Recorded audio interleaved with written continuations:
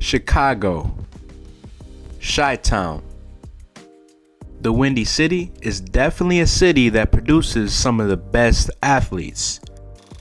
So here goes the list. You know I gotta start the list off with the Flash, DWade. Born in 1982 on January 17th, the Flash himself will be the first to tell you that it was by no means easy growing up in his Southside neighborhood. After so much adversity Wade faced as a kid, he learned to become resilient. And regardless of all the violence that was going on around him, he stuck with basketball. He then went to Marquette and he led them to the Final Four in 2003.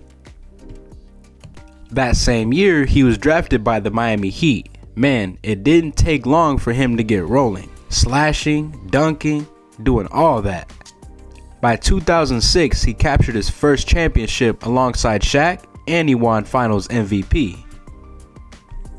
Then of course, with the big three with LeBron and Chris Bosh, he had 2 more titles in 2012 and 2013. Wade also won the scoring title in 2009, and he made 13 All-Star games.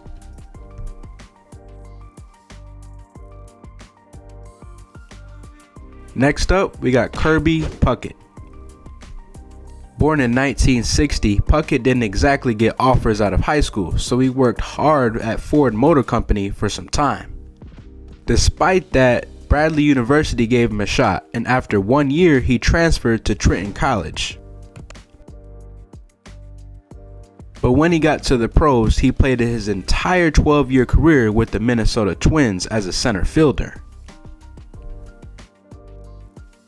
He's the Twins' all-time leader in hits, runs, and total bases. He was also only the 4th ball player during the 20th century to mark 1,000 hits in his first 5 years in the MLB. He was a 2-time World Series champion in 1987 and 1991. Puckett earned the Gold Glove and Silver Slugger Award 6 times. So yeah, in his first year of eligibility in 2001, he was elected to the Hall of Fame. Next up, we got Isaiah Thomas. IT was a 12-time All-Star, 2-time champion as a leader of the Bad Boy Pistons in 1989 and 1990. You already know those teams had very controversial playstyles, but whether you liked it or not, you can't deny that IT was outstanding. Like Wade, Thomas grew up on the South Side with unfortunate circumstances, but his will and mentality never brought him short. He also played at Indiana and won the NCAA championship in 1981. He's the NBA's 5th highest in all-time assists. Off the court though, Thomas owned several businesses, including a commercial real estate company and a waste removal company.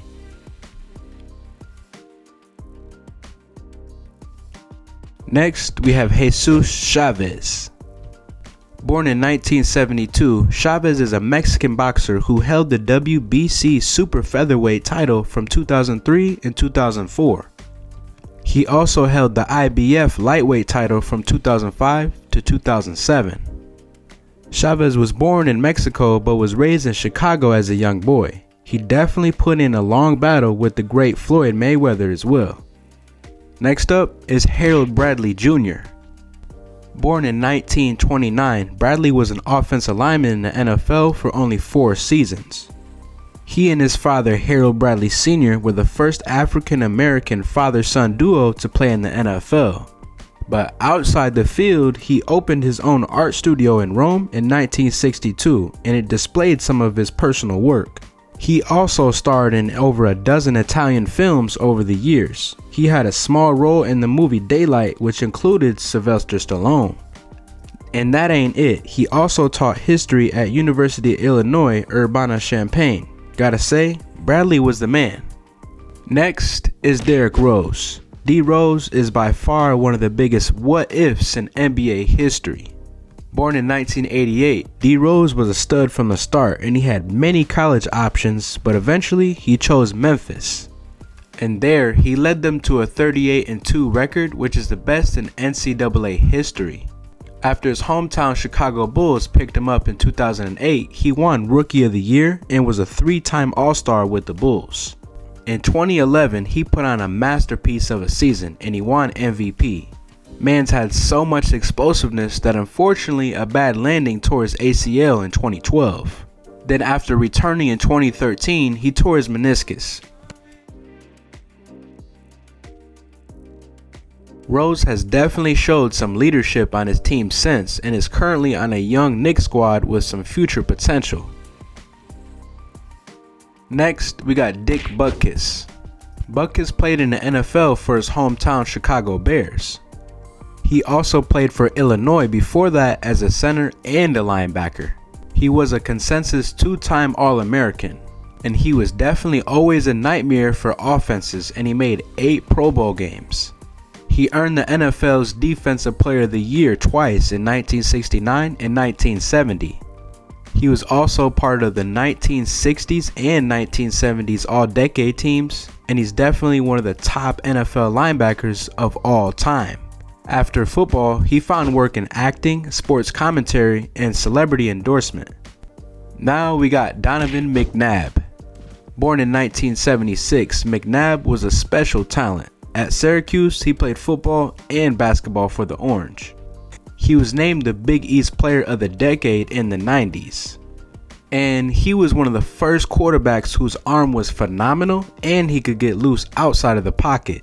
And in today's NFL, that's a great skill.